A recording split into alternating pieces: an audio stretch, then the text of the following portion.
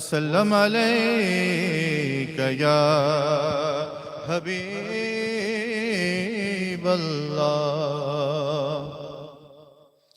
ہے کربلا میں عاشورے کی رات لے جاؤ. ہے کربلا میں عاشورے کی رات لے جاؤ. نبی وہی پہ ہے زہرا کی ذات لے جاؤ. ہے کربلا میں عاشورے کی رات لے جاؤ.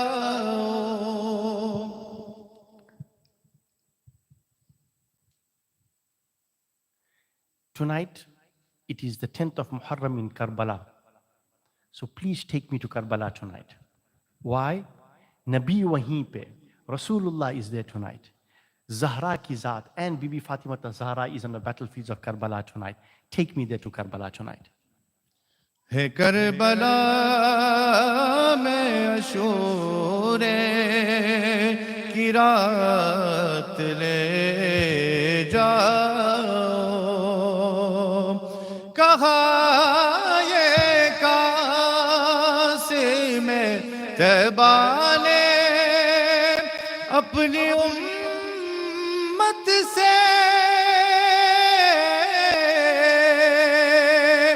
کہا یہ قاسم طیبہ نے اپنی امت سے حسین بانٹ رہے ہیں نجات لے جاؤ. حسین بانٹ رہے ہیں نجات لے جاؤ. He sallallahu alayhi wa alihi wa sallam, who is the Qasim of Taiba, he is innama ana Qasim wa Allahu mu'ti, who distributes Allah's bounties. Rasulullah said, kaha ye Qasim Taiba ne apni ummat se. Rasulullah addressed his ummah and said, oh my ummah, Hussein baat rahe hain najat, le jao. Hussein is distributing salvation and liberation. Take it, my ummah. Take liberation and salvation from Hussein alayhi salam. نبی ولی و شہیدین جنت و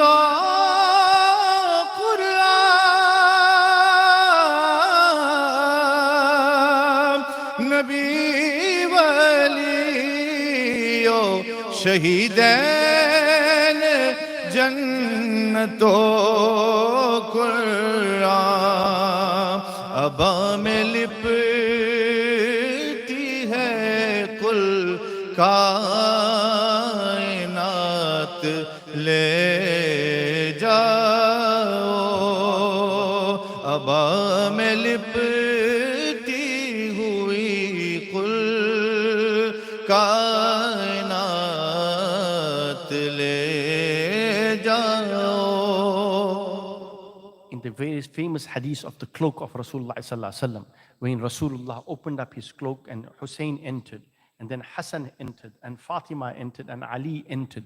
So it is said, Nabi, in one cloak, the Nabi of Allah is there. Rahmatul lil Alameen, the mercy unto the universe is there. Wali is there. Ali al-Murtada karamullah ta'ala wajhul kareem is there. Shahidain and two martyrs are there. Hassan and Hussein, who are the leaders of the youth of Jannah, are inside that one cloak. Fatima, who is the queen of Jannah, Jannat is there. And they are the Quran, the living embodiments of the Quran. In one cloak, you have all of them together. So in Abba, in that one cloak, mein lipti hai kul kainat. In that Abba, in that cloak, are enwrapped the entire bounties of the entire universe. Take that away in the form of Ahlul Bayt. ہمارے واسطے کا کافی ہے ساقیے کوثر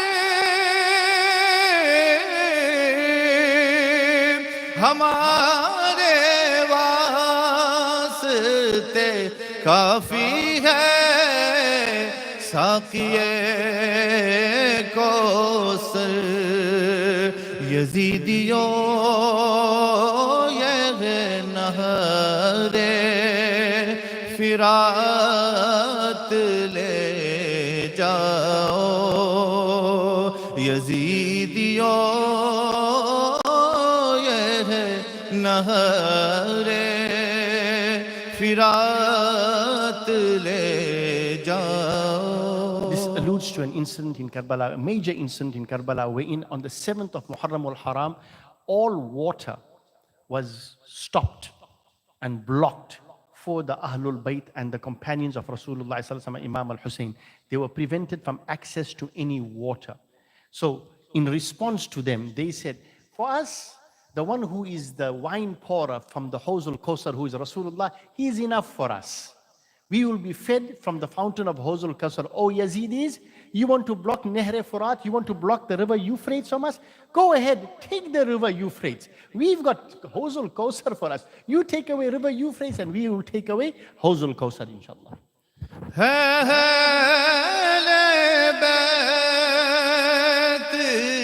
شہادت کے واسطے پیاسے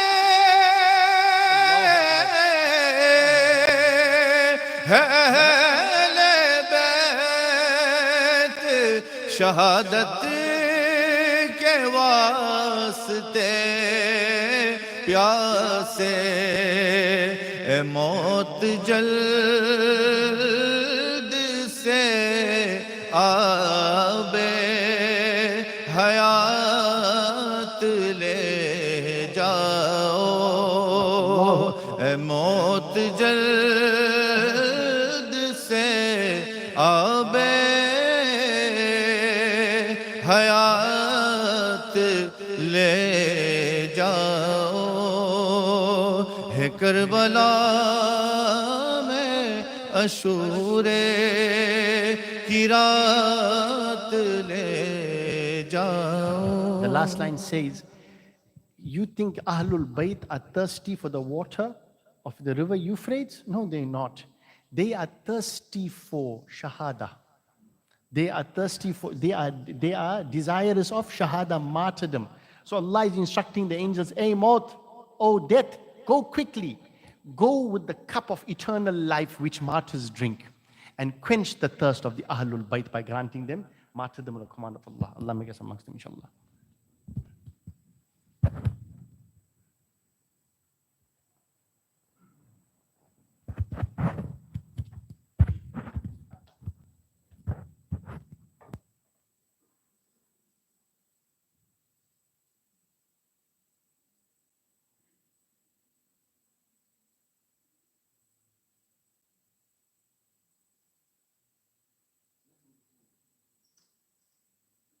نحمده ونصلي ونسلم على سيدنا ونبينا وحبيبنا وشفيعنا ومولانا محمد صلى الله تعالى عليه وسلم رسوله النبي الأمين المكين الحنين الكريم الرؤوف الرحيم. أما بعد فأعوذ بالله من الشيطان الرجيم. بسم الله الرحمن الرحيم. قال الله تعالى في شأن حبيبه إن الله وملائكته يصلون على النبي يا أيها الذين آمنوا صلوا عليه وسلموا تسليما. اللهم صل وسلم على سيدنا محمد وعلي وفاطمة وحسن وحسين وآله وأصحابه بعدد كل مخلوقاتك. بسم الله الرحمن الرحيم. ولا يحسبن الذين كفروا أنما نملي لهم خير لأنفسهم إنما نملي لهم ليزدادوا إثما ولهم عذاب مهين. ما كان الله ليذر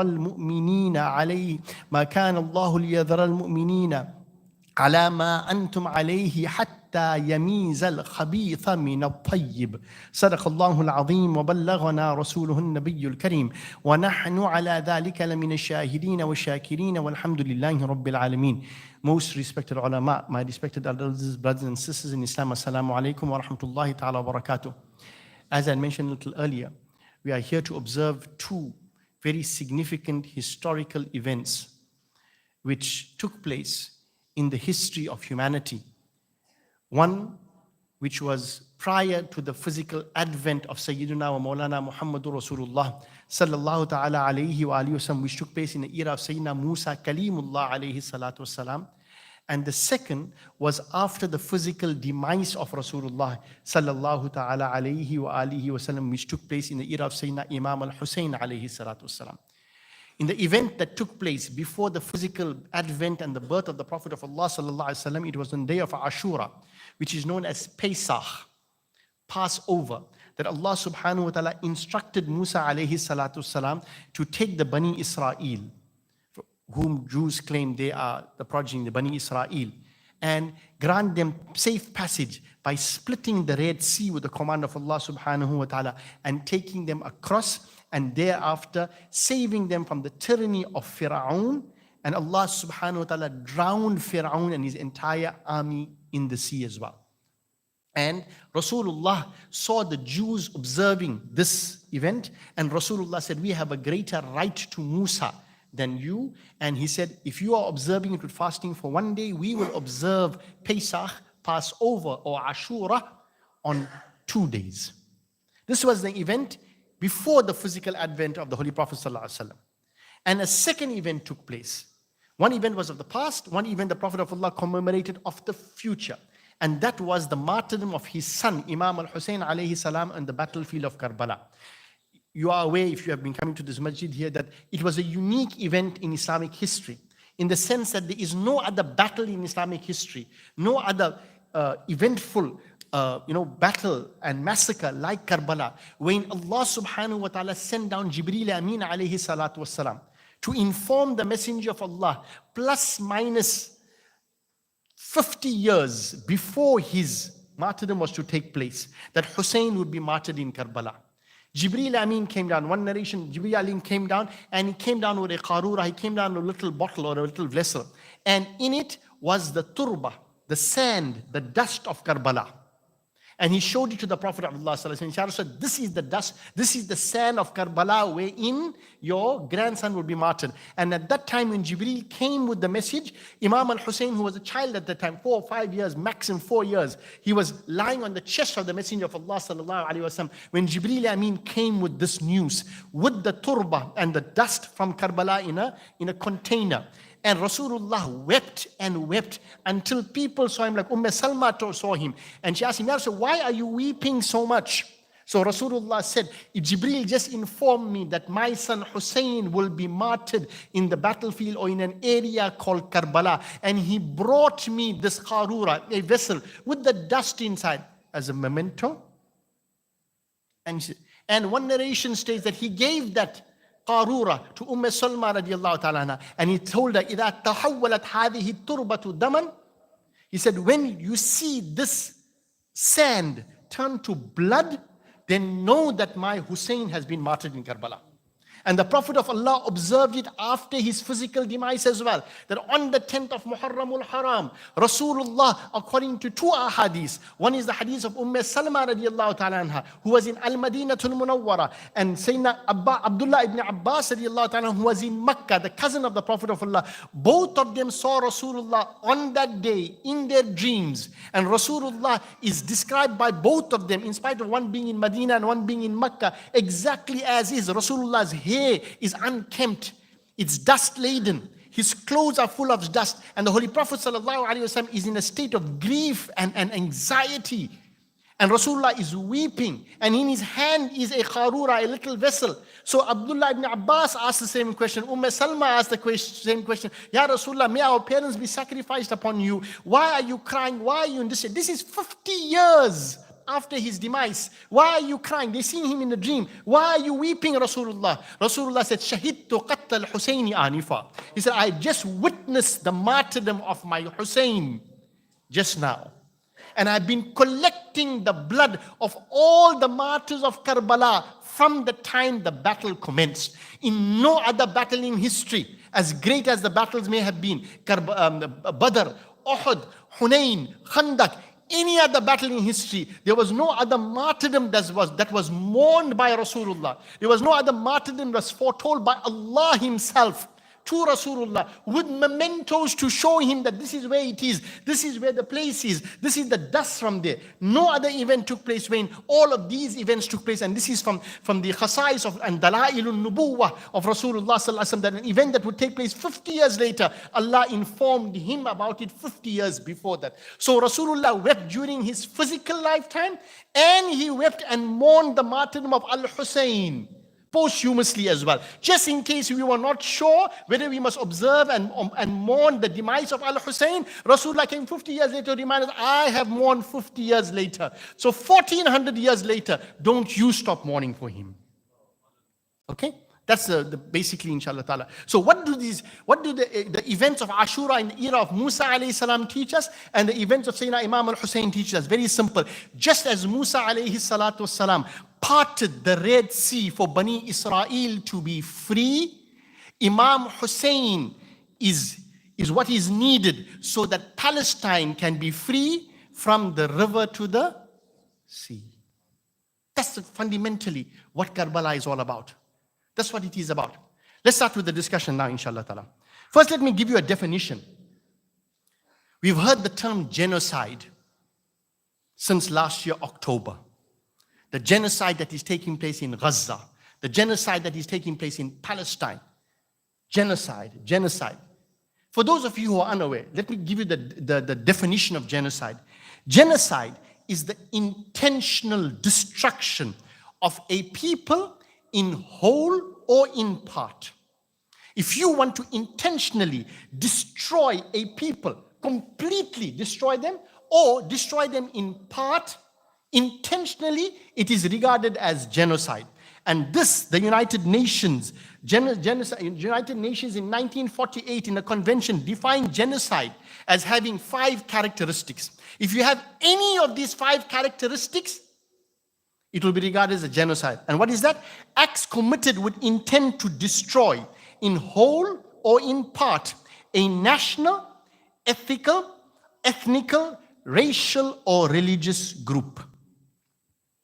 So if you deliberately intend to destroy in whole or in part a national, ethnical, racial or religious group, then you are committing genocide.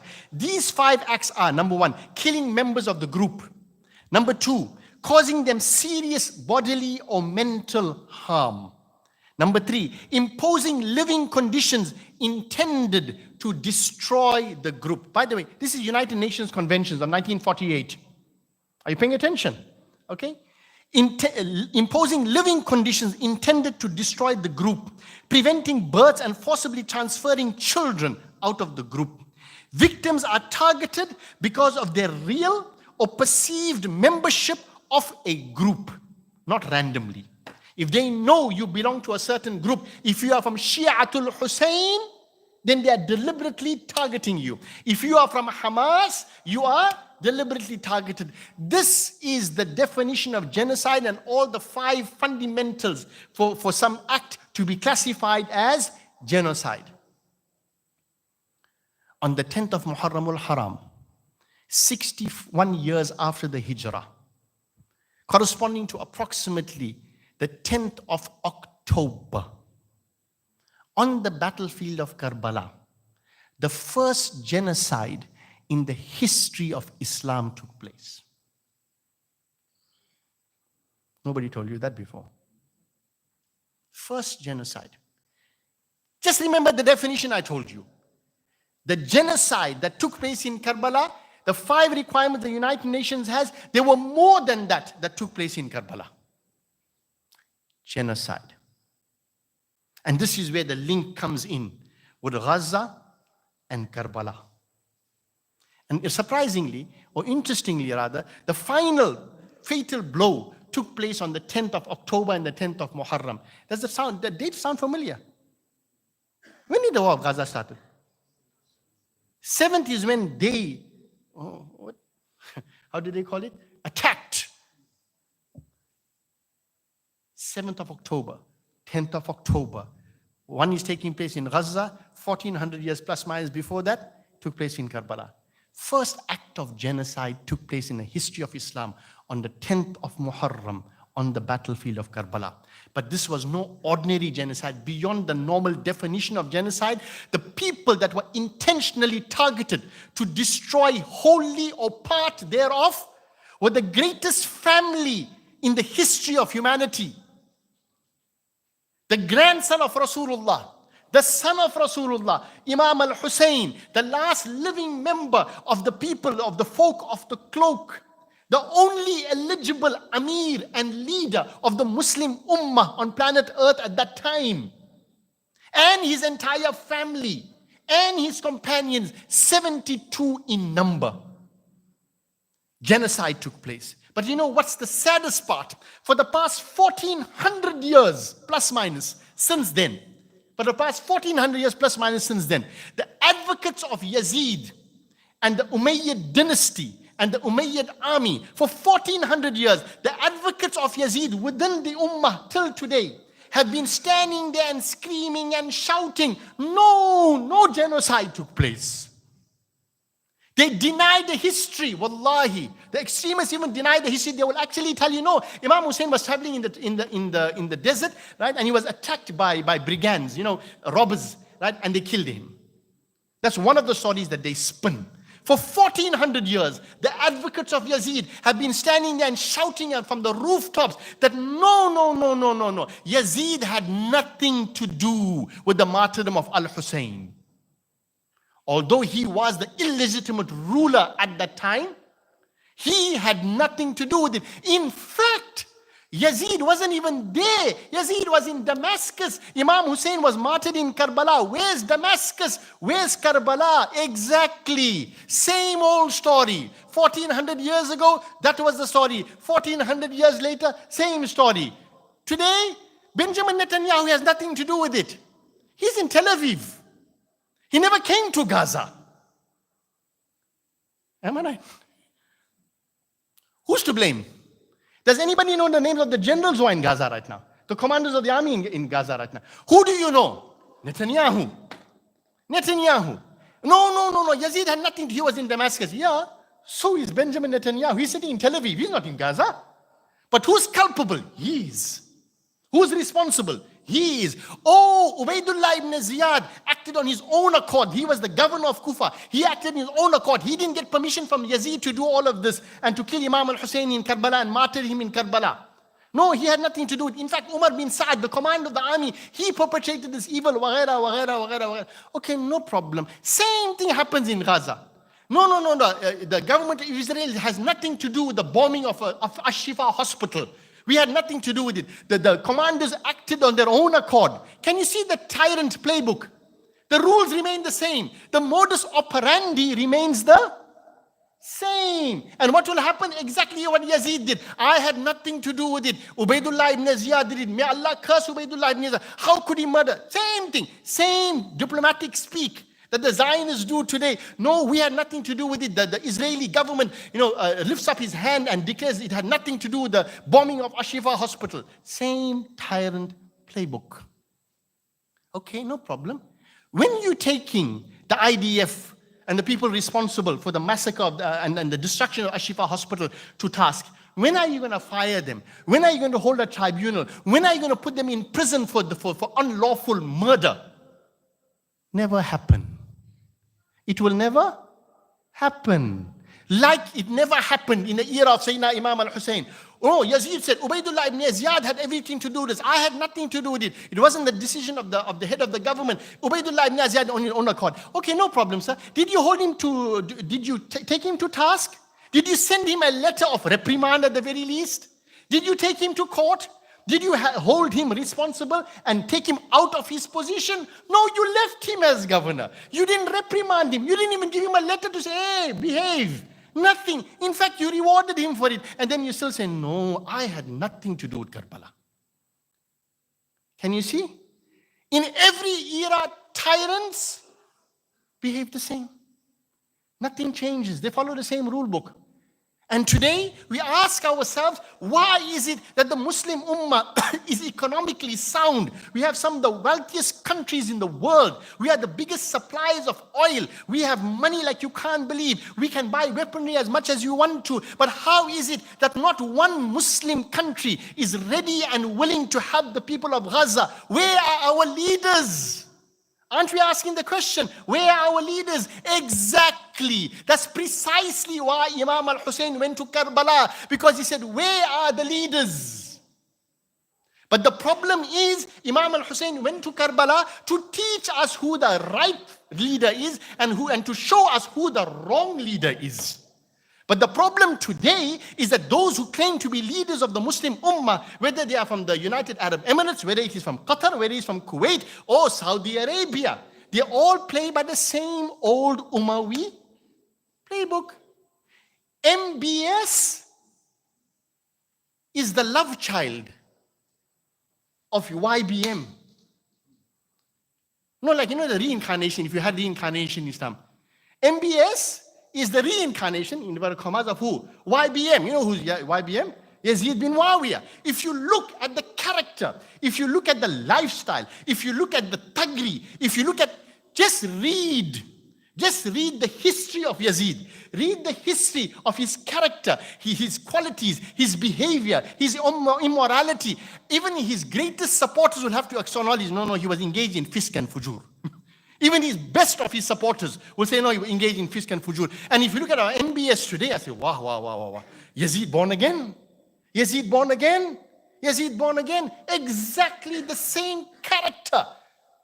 If you look at how Yazid came into power, if you look at the amount of coercion, if you look at the amount of intimidation, if you look at the amount of bribes, you remember when MBS's father has got inside there, he locked up all the richest people in Saudi Arabia in one hotel? And then, be careful. Don't play with me. He blew up his one cousin in a helicopter. Forgot. No, don't worry. He learned from his Guruji. YBM. He learned from him. And if you see all these tyrants in the Muslim Ummah, you will see that they follow the same pattern. And then you ask yourself, why is the Ummah not being successful? Why the Ummah can't help Palestine? It's because we still support people who are the followers of Yazid, and we don't support people who are the followers of Al-Hussein.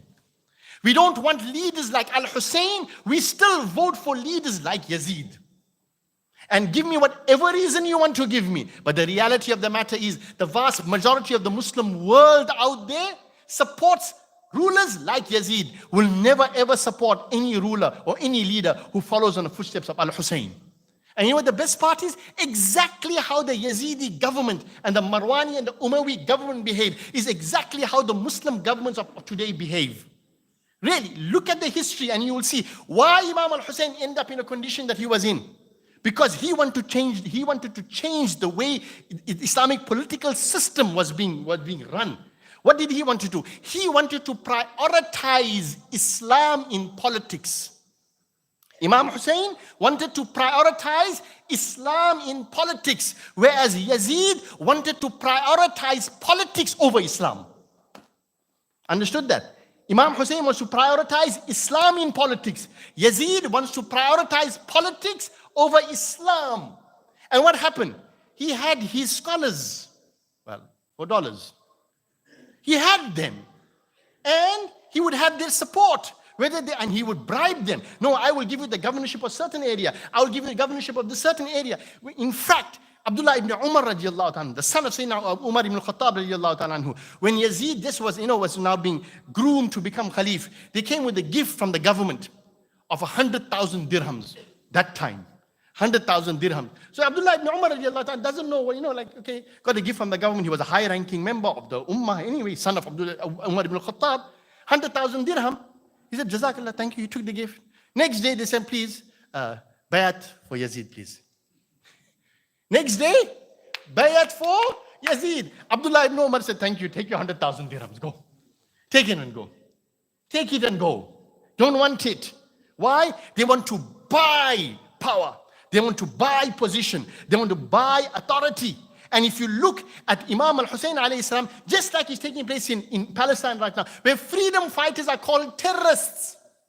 Freedom fighters are called terrorists. Imam al-Hussein, well, they didn't use the word there. If you read the books of Ibn Kathir, they call Imam al-Hussein's fight for liberation and fight for freedom khuruj. Khuruj is not a positive term. Khuruj is a negative term. It means someone who rebels, one who is committing treason. So Hussein, who is the king of Jannah, on planet Earth, astaghfirullah, in the eyes of these scholars for dollars, is a man who's engaging in rebellion. And what he wants political authority. No, he doesn't. Imam al-Hussein wanted the state of Islam, the Islamic state, to be governed by Quran and Sunnah. But Yazid wanted Quran and Sunnah to be governed by the Islamic state. Today is the same story. Same story. That's why the Muslim countries, why? What happens? Look at Saudi Arabia. Look at Saudi Arabia. You have the king and the monarchs, and then you have the religious establishment, right? The state-sponsored ideology, which they call Wahhabism. State-sponsored. Who sponsors it? The king. They are in cahoots with one another. Will it surprise you then to know that the people who are the most ardent supporters of Yazid bin Muawiyah are the Wahhabi sect? Most ardent defenders of Yazid are the Wahhabi sect. The most ardent, fans, if I may use the word, of Yazid are the Wahhabis. They're the only ones who'll do it. No, Yazid had nothing to do with it. Yazid didn't do this. Yazid didn't do that. Da, da, da, da, da, da. And what happens? Don't talk about Hussein. Don't talk about Hussein. They will go out of their way. The same group will go out of their way to discredit Imam al-Hussein, to discredit Imam Ali, to discredit Ahlul Bayt. And they will tell you, because of the so-called ideological and religious power, Ahlul Bayt are not important. They're not important. They're not important. They seem to have forgotten, the Saudis seem to have forgotten that what monarchs and what kingdom they possess today, is also the charity of Al-Hussein. If you know the history, in 1802, in April, on the 18th of Zul Hijjah, on the day of Ghadir Khum, when Rasulullah said, Man kuntu mawla, corresponding to the 18th of Zul Hijjah, do you know the Ibn Saud, the Al Saud family, Saud himself, engaged in an attack on Karbala? And if you read the history of that attack in Karbala, 12,000 Wahhabis. These are the words I'm reading for you. I'm quoting it. 21st of April 1800, 12,000 Wahhabis from Najd attacked the city of Karbala. Right? This was in retaliation against attacks on caravans by Iraqi tribes. And it coincided with Ghadir Khum. The Wahhabis killed plus minus 2,000 to 5,000 of the people who were there at the tomb of Imam al-Hussein. They plundered the tomb of Imam al-Hussein, destroyed its dome, seeking a large quantity of spoils, including gold, Persian carpets, money, pearls, and guns that had accumulated into most of them donations. The attack lasted for 8 hours, after which the Wahhabis left the city with more than 4,000 camels carrying all the money and the plunder. So ask the Saudis, how did you build up your kingdom? No, we got that charity from Karbala. We got that charity too from Karbala. And today, the very same people will stand up and say, no. Yazid was right. Hussein was wrong. And the very same people today, because they follow the same methodology, the same manhaj, they will tell you, the Imam of the Haram will stand up and say, hey, all of you, in front of the house of Allah, you do not stand up and make dua for the Palestinian people. You don't wear a Palestinian scarf. You don't wear any Palestinian motifs. Don't do anything. Don't say anything. They will inform the Umrah instructors. Don't say anything. Don't do anything. Tell your travelers out there. No mention must be made of Gaza and Palestine. Wallah, reminds me of Karbala once again. The people of Kufa, the people of Makkah, the people of Medina were not allowed to open their mouths in support of Hussein. If you did, you were put to death. Do you see the ummah? Do you see the ummah? And we ask ourselves, what has happened to us? What went wrong with the ummah? This is the problem. This is the problem. Intimidation of citizens to speak out openly and support the cause of Imam Hussein. Same story. You know what Farazdaq said? And this is the state of the ummah. particularly throughout the world and particularly in the Middle East, there are lots of good people within United Arab Emirates and Qatar and Kuwait and all the Arab countries there who secretly support the cause of Palestine or openly support the cause of Palestine. But it's exactly as Farazdak, the poet, said to Imam al-Hussein when he was leaving Mecca to go to Karbala. Farazdak said, "Oh Imam, let me tell you something. The hearts of the people are with you, Imam, but their swords are against you. The hearts of the people are with you, but their swords are against you." Today is the same story. The hearts of the people, the citizen, the ordinary citizen, is with the people of Palestine and Gaza. But the swords, when push comes to shove, and you got to go and support, no. Jordan, Kuwait, United Arab Emirates, Saudi Arabia, all these countries will support who? The Zionist occupier. And now let me show you other similarities with Gaza and Karbala. Interestingly, Imam al-Hussein's martyrdom was foretold by Rasulullah Sallallahu Alaihi Wasallam in his physical lifetime. But the stage was set for Karbala when the fifth rightly guided Khalif, Imam al-Hasan al-Mustaba alayhi salatu wassalam, had to hand over the Khilafat to Amir Muawiyah radiallahu ta'ala. That set the stage for Karbala. When the Khilafat Rashida came to end, Rasulullah said the rightly guided Khalifs will rule for 30 years. And that included the 6 months of Imam al-Hasan. The moment Imam al-Hasan made the sulh with Amir Muawiyah radiallahu ta'ala, what happened? The stage got set. So when the Khilafat Rashida came to an end, the stage was set for Karbala. Now look at Gaza. When the final semblance of an Islamic or a Muslim Khilafat, which was in the form of the Ottoman Empire, came to an end after the First World War, that's when the stage was set for the birth of the illegitimate state of Israel. Saw that? You know, the best part is, like the dissent and like the corruption started off after the Khilafat Rashida came to an end in the Marwani governments. Similarly, in Istanbul, just towards the end of the Ottoman Khilafat, the World Zionist Organization came into being. Do you know the World Zionist Organization was established in Istanbul, Turkey, during the Ottoman Empire, the last days of the Ottoman Empire? But it shows that there's a common thread. Like Palestine was lost because Khilafah finally came to end. Muslims ruled the world. The Ottoman Empire was the superpower of the world for 600 years. But the moment the Ottoman Empire fell, what happened? Sykes-Picot Agreement.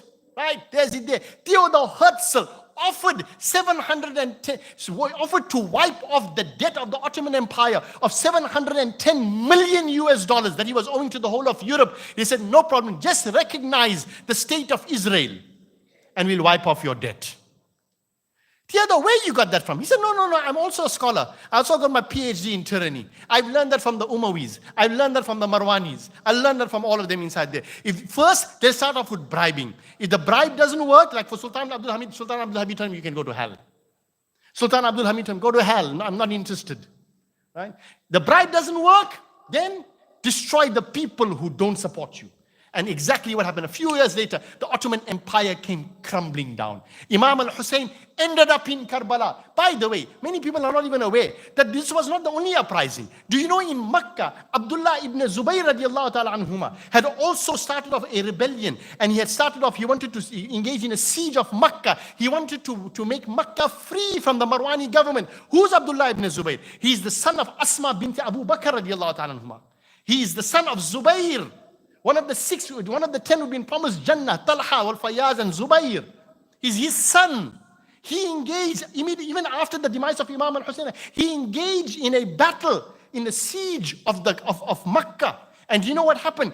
Yazid, that same Yazid that we sent and said, no, he's innocent. Yazid sent catapults of fireballs. And he said, if it means you burning the walls of the Kaaba, and burning the Qiswa of the Kaaba, burn the Qiswa of the Kaaba, burn the walls of the Kaaba, but don't let Abdullah ibn Zubayr come out alive. Imam al-Hussein was given the option, oh Imam, stay in Makkah, fight with us. Abdullah ibn Zubayr told him, fight with us in Makkah, and let's overthrow Yazid completely because we have Makkah as the capital. Imam al-Hussein said, by Allah, I would prefer that my blood be spilled anywhere else, but not within the sacred precincts of the Haram.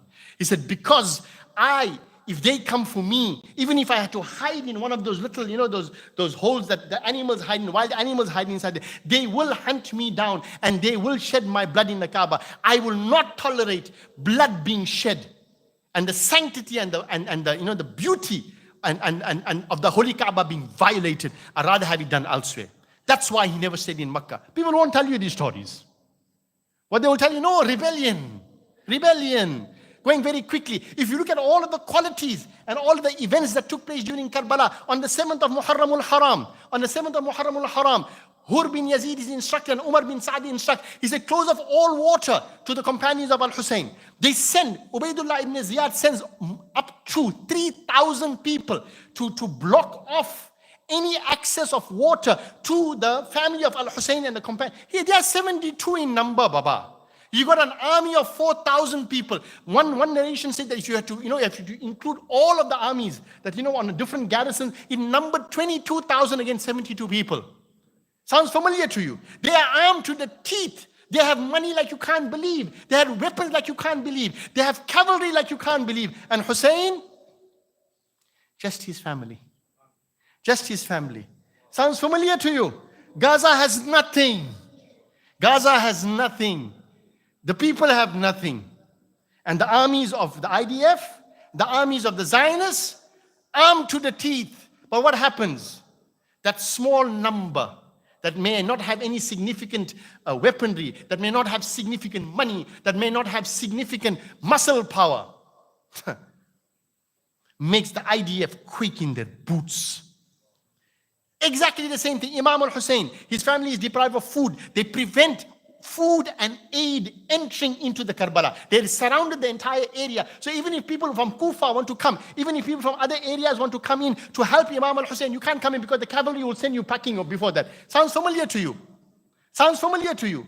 No water, no food, no aid, no help, nothing whatsoever. And siege outside. Towns like Kufa, there is a moratorium based there. You have a curfew. You cannot leave your houses. Ubaidullah ibn Ziyad is in charge. Don't leave your houses. You cannot support Hussein. And the best part is, because of time, I can't give you the whole entire incident. The best part was, this is where right and wrong comes in. During the battle itself, Imam al-Hussein alayhi salatu wasalam asked them to stop the battle. It's the time of Zuhr. Imam al-Hussein says, please, stop the battle for a little while. Let us perform our Salatul Zuhr.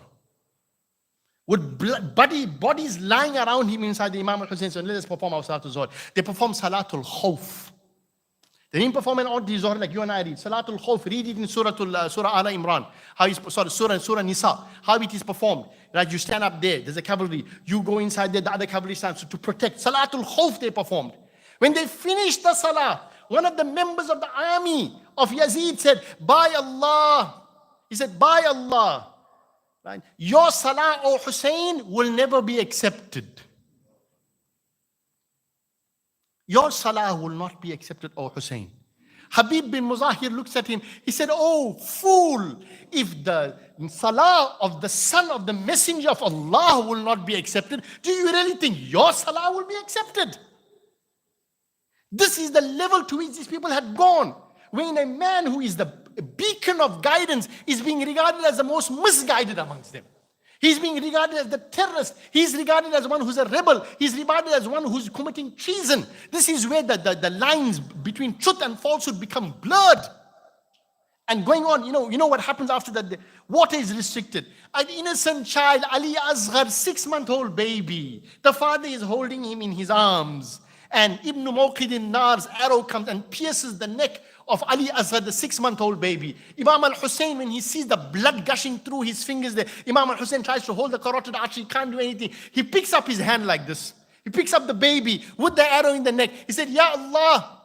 He said, if you have decreed that you are not going to send help from the heavens, then فَانْصُرْنَا عَلَى الْقَوْمِ الظَّالِمِينَ, then you help us against the tyrannical rulers. Wallahi, if people are losing hope, why is the help of Allah not coming? Take hope from Imam al-Hussein. He said, Ya Allah, I can see that this is your decree, that this is to happen. But he still made the dua. فَانْصُرْنَا عَلَى الْقَوْمِ الظَّالِمِينَ. Ya Allah, help us against the oppressors. Help us against the oppressors. Then, What happens after that? The massacre, the maiming, the mutilation, destruction of children, women, men. Mutilation of bodies takes place in Karbala. Exactly what you see in Gaza. Textbook. I don't want to go into the details, but I'll give you one example, and that's by far the worst example. Imam al-Hussein alayhi salatu is martyred. The narration state when they counted the wounds on his body, there were 33 spear wounds, 34 sword wounds, and plus minus 120 arrows had pierced his body. He had armor on, obviously, but so many had pierced his body. That wasn't enough. They're still not happy. Then they say, no. Remove the clothes of Al-Hussein. He's martyred already. They've taken his blessed head off his body. No, not enough. Take off his clothes, Imam al-Hussein's clothes. Take off his sharawil. Take it off. Then they say, now, this is what they did. Muslim. So don't be shocked. Muslim did this. He said, now, tell the horses to stomp over the body of Al-Hussein.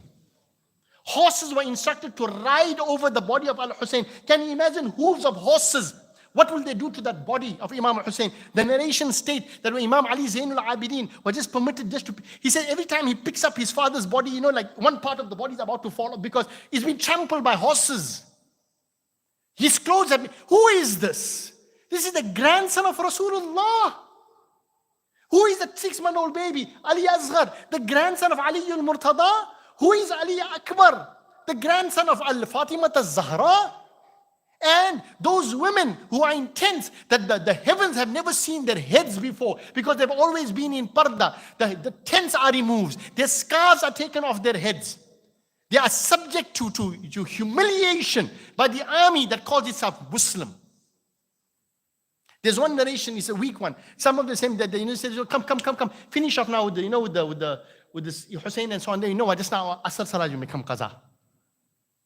Allahu alam. La'natullahi alayhim if they did that. Because what are you going to do? You read Allahumma salli ala Muhammad wa ala ali Muhammad. Ya Allah, bless Muhammad and bless the family of Muhammad. And you just slaughtered them on the battlefield? Are you people well?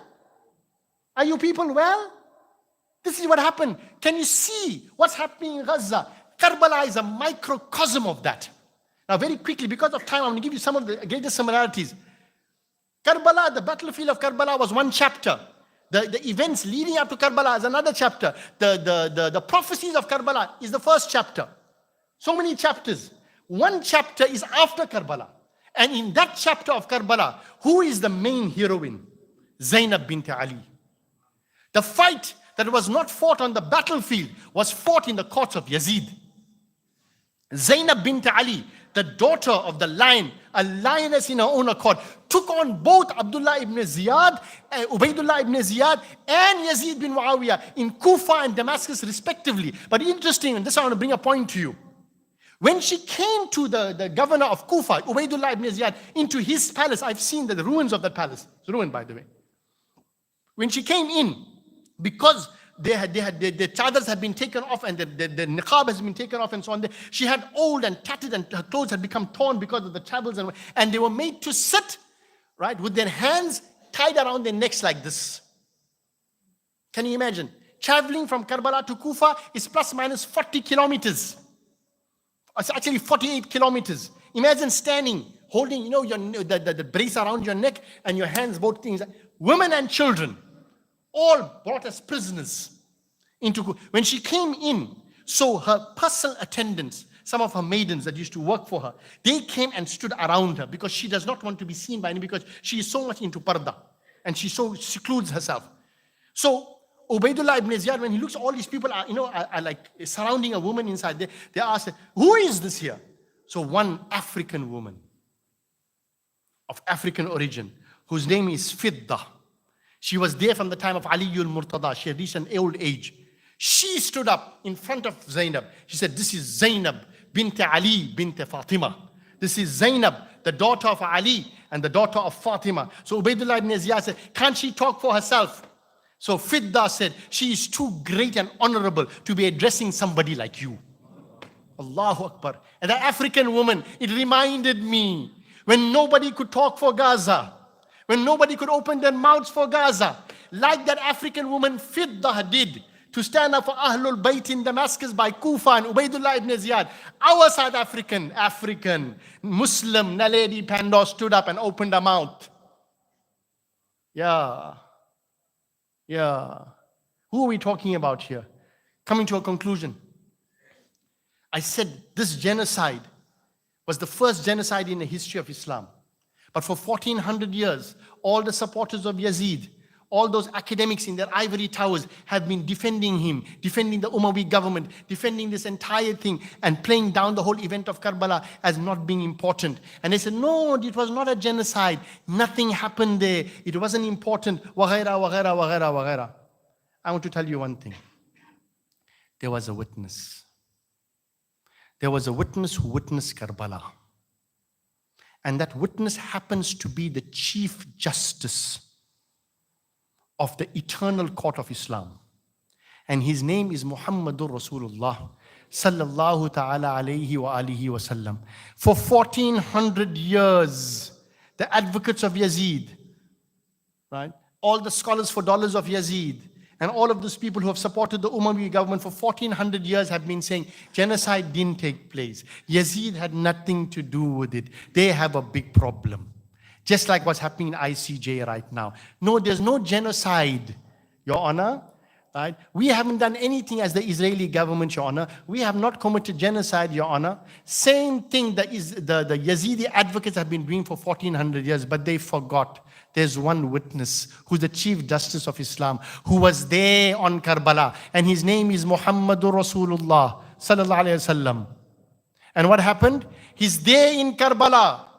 He's collecting the blood of the martyrs of Karbala. Why, Ya Rasul? Why so much of inverted commas drama, Ya Rasulullah? Rasulullah knows for 1400 years, my so-called ummah will deny that genocide took place in Karbala. But I, as Rasulullah, as the Chief Justice of Islam, I'm standing as a witness and I've come with evidence, my Lord. I've come with evidence, my Lord. Not in the ICJ, International Court of Justice, in the DCJ, the Divine Court of Justice. And Rasulullah is showing his mu'jiza, his miracle here. Allah said, Ya Rasulullah, وَيَكُونَ الرَّسُولُ عَلَيْكُمْ شَهِيدًا. Allah has made the Rasul of Allah a witness to all of the ummah till the day of Qiyamah. This is a mu'jiza of Rasulullah that he's telling us, oh ummah, don't you forget it. Every time tyranny raises its ugly head and people are mercilessly massacred in my ummah, don't think Allah and his Rasul have not seen it. I am a shaheed and I am a witness to the actions of the tyrants of my ummah. Like I witnessed the martyrdom of my son Hussein in Karbala, wallahi, on the day of Qiyamah, I will stand up, Rasulullah will stand up as a witness and testify. I testify that these Muslims, United Arab Emirates, Saudi, Kuwait, Qatar, and all of these tyrants did not support the ummah who are people of Palestine. What are we going to do then? What are you going to do? Dispute it? Dispute it? Not going to happen. What jawab are these people going to give? What answer are they going to give? This Karbala is a reminder of that. The Rasulullah is telling me, I did it for my grandson. Don't think I'm going to stop there. Don't think I'm going to stop there. And for every child, every infant that is massacred in Gaza, Ali Asghar will stand up and intercede in the court of Rasulullah and say, Ya Rasulullah, I'm Ali Asghar. I am a 6-month-old baby. Look at how many infants died in Gaza. What are these people going to do on the day of Qiyamah? For every teenager who died in Gaza, Ali Akbar will stand up and he will say, Ya Rasulullah, you are the intercessor on the day of Qiyamah. But Ya Rasulullah, these people, these youngsters, these youth were martyred in Karbala. Ya Rasulullah, intercede for them to come with us into Jannah. Allahu Akbar. For every man that is martyred in Karbala, Hussein will stand up. Abbas Alamdar will stand up. Habib bin Muzahir will stand up. And so many other mujahideen will stand up and say, yes, the people of Gaza, we, the people of Karbala, are with you. What are the tyrants going to do on that day? Oh, mind you, because of time again, I only started with the introduction to the similarities between Karbala and Gaza. The chapter, as I said, first chapter started off Karbala in Rasulullah sallallahu alaihi wasallam when he saw the dream and the turba and everything came inside there. Then we had a few other chapters. There's one final chapter left. There's one final chapter left. Oh, people of Gaza, this is my message to our brothers and sisters in Gaza. Oh, people of Gaza, do not lose hope. from the same blood, from the same blood, and from the same bloodline that was spilt in Karbala, from that same bloodline, one Husseini, Hassani Sayyid is going to come. And Rasulullah has predicted it. That people of Gaza, you want liberation. Hussein started off the battle in Karbala, but his son Muhammad al-Mahdi will come and he will liberate not only Karbala, but he'll liberate Palestine and Gaza as well. And Rasulullah sallallahu alaihi wasallam stated, he said, when you see the black flags emerging, those black flags and their army will not stop until those black flags and their banners reach Jerusalem. And who will he be? He will be from the same bloodline whose blood was spilt in Karbala. Don't lose hope. There are so many parallels that he will come in Karbala. And he will, into the world there. And he will liberate Al-Aqsa from the family of Rasulullah. Because why? It's liberation is in their blood. If you look at the sequence of events, no time to tell you all of these things here. Where will he be? Where will the peak of his winning streak begin? In Damascus. Where did the battle eventually, where was the battle of Karbala eventually won? Not in Karbala. In Damascus, when Zaynab bint Ali stood up and she told Yazid on his face, you are Musallat Amirul Mu'mineen. You are Amirul Mu'mineen who's taken this title unlawfully and forcefully. And she told him, if you want to do something contrary to Sharia, you'll have to leave the deen of my father and leave the deen of my grandfather. She was essentially calling him a kafir. That's where the battle was won. In the courts of Damascus. And when Mahdi reaches his peak of his victory, where will it be? Where his aunt, Sayyidah Zaynab radiallahu ta'ala, his grandmother Zaynab radiallahu ta'ala stood up and spoke out against tyranny. Same thing will happen. And you know what the best part is? Who will be at the army of Mahdi? Karbala, Imam Hussein had nobody. He had nobody. He had only 72. But when Mahdi's army comes, the front line of the army of Mahdi, the front line of defense for the Ummah today are who? Are the people from Gaza, Ashkelon. Rasulullah sallallahu alaihi wasallam stated, he said, وَأَفْضَلُ الرِّبَاطِ Gaza, Askelon. He said the front line and the greatest front line of defense for the Ummah is in Askelon. I was speaking to our Palestinian brother here. He told me, he said, you know what you said about the hadith of Rasulullah is 100% correct. He said Askelon was part of the municipality of Gaza. The people of Askelon sell in the main market of Gaza because that, like you have Central Durban, then Westfield is a municipality, etc. Gaza is a municipality, Askelon is a municipality of Gaza, number one. Number two, do you know what he said? Rasulullah said, Askelon is the front line of defense for the Ummah of Rasulullah. He said, do you know where Sheikh Yasin came from? You know Sheikh Yasin who was in a wheelchair? He's from Askelon. Do you know where Ismail Haniyeh, who's the current head of Hamas, is from? Askelon. Do you know I can't remember his name, right? Another executive member, the highest ranking members of Hamas come from where? Askelon. Where was Hamas started off? Askelon. But I want to ask you a question. Where do the people of Askelon, Gaza, get so much of courage from? Where do they get so much of strength from? Where do they get so much of jurat from? We saw jurat, valor from. Where do they get it from? They get it from Imam Hussein. They get it from Imam al-Hussein. Many people don't know this history. When Imam al-Hussein alayhi salam was martyred in Karbala, very important fact of history. When he was martyred in Karbala, his head was severed from his blessed body. His body was buried in Karbala.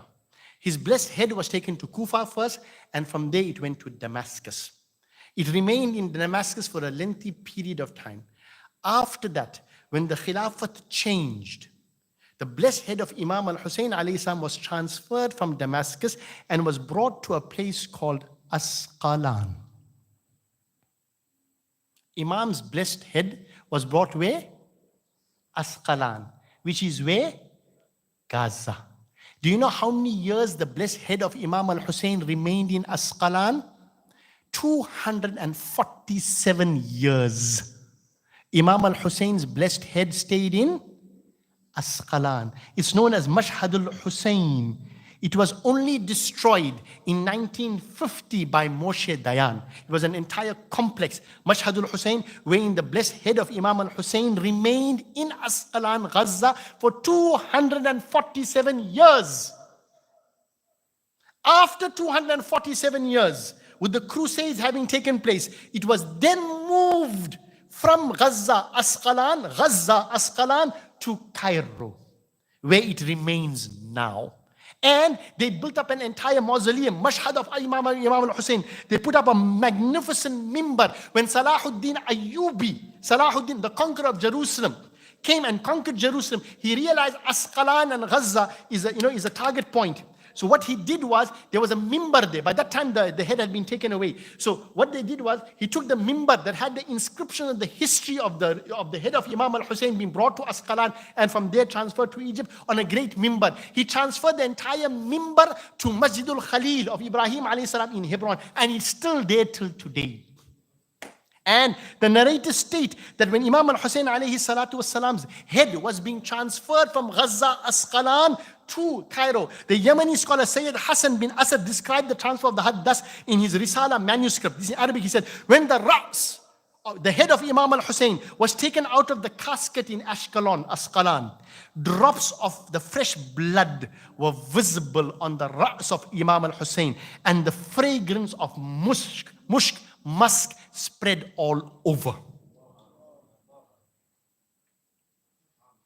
Now you know, for 247 years, the wind, the atmosphere, the climate, everything about Gaza, Askelon was being perfumed with the blood of Al-Hussein, perfumed with the energy emanating from the head of martyrs, Sayyidina Imam al-Hussein alayhi salatu wasalam. So it has permeated every nook and cranny, every piece of dust of Askelon, Gaza has been permeated with the Husseini spirit.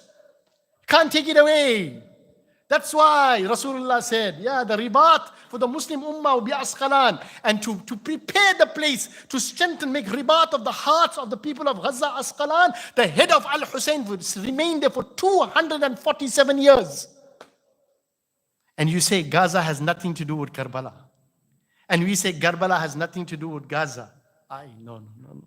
Wallahi, I promise you, I haven't even discussed half of what I want to discuss. I just wanted to give you a few snippets of the connections. Just one message. Where are we losing out as the ummah? Why don't we have the spirit of Al-Hussein in us? Why don't we have the fervor, the passion, the dedication, the commitment to Al-Hussein? In fact, most of our children know nothing about him. He's not a hero to them. He's just a name in history, and a forgotten name in history. And what has been the outcome of this? What has been the consequence of this? The Muslim Ummah has lost its courage. The Muslim Ummah has lost its ability to stand up for liberation and freedom. If we remain faithful to Hussein, if we remain committed and inspired by Hussein, if we turn Hussein into our hero as he deserves to be, and if we stood as bastions of the revolution of Al-Hussein, Gaza won't be taking place right now. This is going to hurt a little bit for us Sunnis. No matter how much we may disagree with the Shia group ideologically, the one thing that they do have, even the most ardent of haters can't deny this one, that they love Hussein. They support Hussein. They live and die for Hussein. What's the consequence of that type of mindset? Leave all of the ideology on the one side, not interested in them. We're only talking love of Hussein, support of Hussein, right? The revolutionary mindset of Al-Hussein. What is the consequence of that? We don't have it. We see where we Sunnis are. They have it. We'll have to grudgingly accept the only guys supporting Gaza are who? Hezbollah, Shia. Houthis of Yemen, they are Zaydi, Shia. The Iran, Shia. Shouldn't we be putting our heads down in shame? Shouldn't we be putting our heads down in shame? We claim to be Ahlul Sunnah. We claim Hussein is ours, but only in name. We follow Hussein in name. They follow Hussein in terms of their actions. We behave like Yazidis.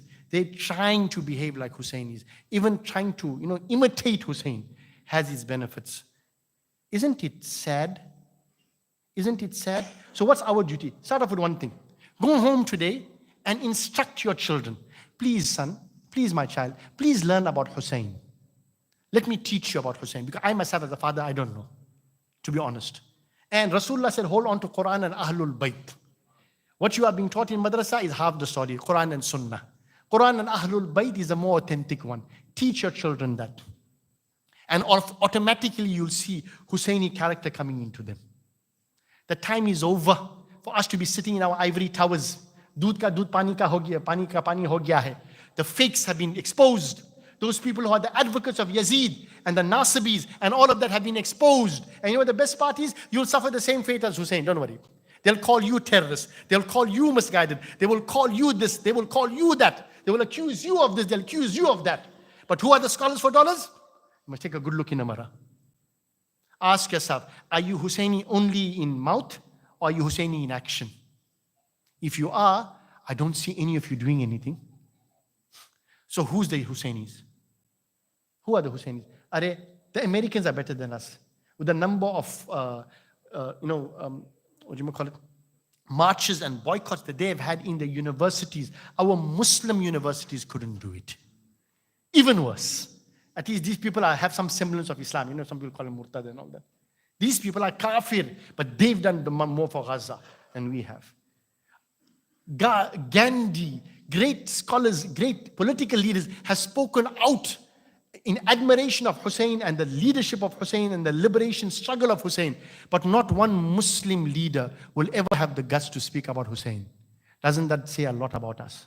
Allah safeguards us, Allah protects us, Allah change our condition. Like I said, this story hasn't ended. I just gave you snippets of Gaza and Karbala. May Allah infuse our hearts with the love of Ahlul Bayt, with the revolution of Al-Hussein, with the liberation struggle of Al-Hussein and his people. May we live in the love of Ahlul Bayt. May we die in the love of Ahlul Bayt. May we hold on to Quran and Ahlul Bayt. Because from Quran and between Quran and Ahlul Bayt is the Sunnah of Rasulullah sallallahu alaihi wasallam. May we commemorate the martyrdom of Hussein and ignore those people who tell you, no, Ashura has nothing to do with Hussein. When facts are before you, you decide. Fact is there, make up your mind. Those days of being, just blindly following has to come to an end. Allah give us tawfiq inna wa ma'alayna balagh. Inshallah, we conclude Salat al-Salam and then we'll have some reflections, inshallah, wa ma'alayna balagh.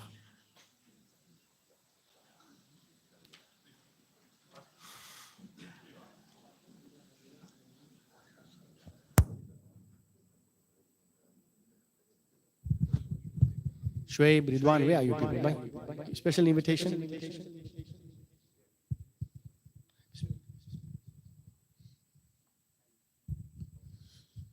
Ya Nabi salam alayka, Ya Rasul salam alayka, Ya Habib salam alayka. صلوات الله عليك صلوات الله عليك طلع البدر علينا من ثنيات الوداع وجب شكر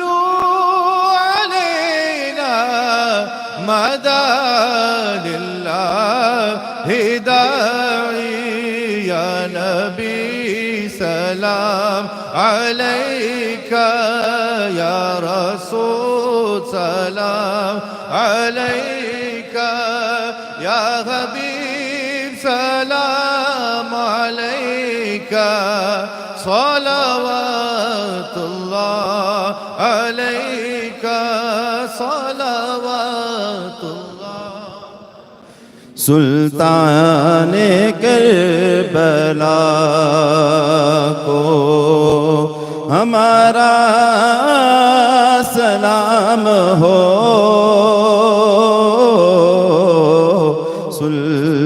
सुल्तान करबला को अकबर से नो जवान भी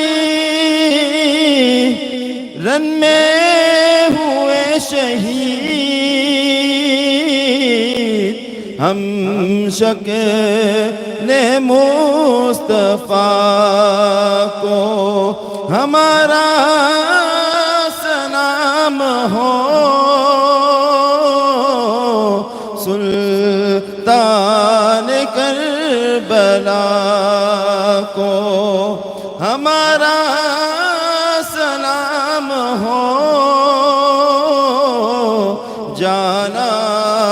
ने मुस्तफा को हमारा सलाम हो सुल्तान करबला को. Reading the dua that Imam al-Hussein made on the 10th of Muharram while he was holding the Quran in his hand and he was about to, commence with the battle. I'm going to give you the translation first and then we make the dua. Oh Allah, it is you in whom I trust amid all grief. You are my hope amid all violence. You are my trust and provision in everything that happens to me. No matter how much the heart may seem to weaken in it, trickery may seem to diminish my hope in it, the friend may seem to desert me in it, and the enemy may seem to rejoice in it. It comes upon me through you, and when I complain to you of it, it is because of my desire for you and you alone. Aish. Listen to this dua, man. Allahu Akbar, Allahu Akbar. You have comforted me in everything and have revealed its significance to me. You are the master of all grace, the possessor of all goodness, and the ultimate result of all the desires that we have. Allahumma anta thiqati fi kulli karbin. Ameen. Wa raja'i fi kulli shiddatin. Wa anta li fi kulli amrin nazal bihi thiqatun wa uddah. فكم من هم يضعف فيه الفؤاد وتقيل فيه الحلة ويخذل فيه الصديق ويشمت فيه العدو فأنزلته بك وشكوته إليك رغبة فيك إليك عمن سواك ففرجته وكشفته وكفيتني فأنت ولي كل نعمة وصاحب كل حسنة ومنتهى كل غاية لي ولنا خمسة أطفي بها حر الوباء الحاطمة المصطفى والمرتضى وابناهما والفاطمة إلهي بحق بني فاطمة كبر قول إيما كني خاتمة أجر دعوة مرد كني وركبول منو دست داماني على رسول. This lines here about Sheikh Saadi Shirazi rahmatullahi ta'ala alayhi. He said, Ilahi bahaqqi bani Fatima. He said, Ya Allah, I ask you by virtue of the children of Fatima and the household of Fatima, ke bar qawle ima kuni khatima, ke let my final moments on life be with iman and on my lips and la ilaha illallah on my lips. Agar da'watam rad kuni war kabul. Ya Allah, if you want to rad kuni war kabul, then if you don't want to accept my dua or if you want to reject my dua, that's in your divine mercy. Mano dasto damane ale Rasul. But remember, before you accept and reject my dua, understand I have come holding the garment of the family of Rasulullah sallallahu alayhi wasallam. Ilahi bahaqqi bani Fatima ke bar qawle ima kuni khatima agar da'watam rad kuni war kabul mano dasto damane ale Rasul. Wa sallallahu ta'ala ala sayyidina maulana Muhammadin wa Ali wa Fatimati wa Hasani wa Husaini wa alihi wa ashabihi bi'adadi kulli makhluqatik. سبحانك اللهم وبحمدك نشهد أن لا إله إلا أنت نستغفرك ونتوب إليك. سبحان ربك رب العزة عما يصفون وسلام على المرسلين والحمد لله.